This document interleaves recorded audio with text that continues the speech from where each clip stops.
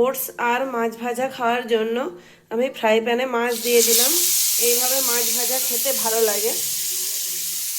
এই যে নুন হলুদ মাখানো মাছগুলো আমি এবারে একে একে এইভাবে দিয়ে দেবো। মাছগুলো ভালোভাবে ভেজে নেব। ভাজবো। মাছগুলো এক পিসটা ভাজা হয়ে গেছে, একদিকটা ভাজা হয়ে গেছে, মাছগুলো উল্টে দেবো। এরকম কম তেলে মাছ ভাজা, তারপরে নামানোর আগে একটুখানি লঙ্কা গুঁড়ি দিয়ে নামালে মাছটা খেতে খুব ভালো লাগে, ভালোভাবে মাছের ভেতরটা ভাজা হয়।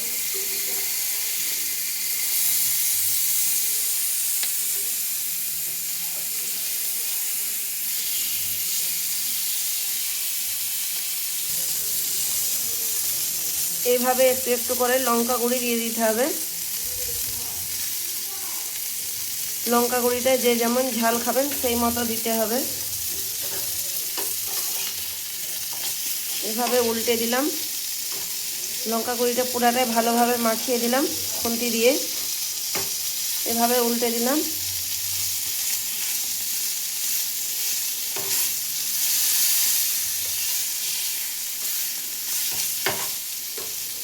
একটু একটু কালো কালো হয়ে যাবে, কিন্তু সেগুলো পোড়া নয়।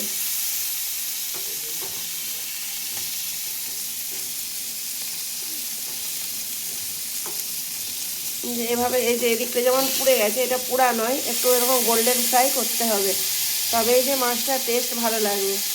আর এইভাবে চিপে দিলে মাছের জলটা বেরিয়ে যাবে আর লঙ্কাটা ভেতরে ঢুকে যাবে, ঝালটা, তাহলে মাছটা খেতে ভালো লাগবে।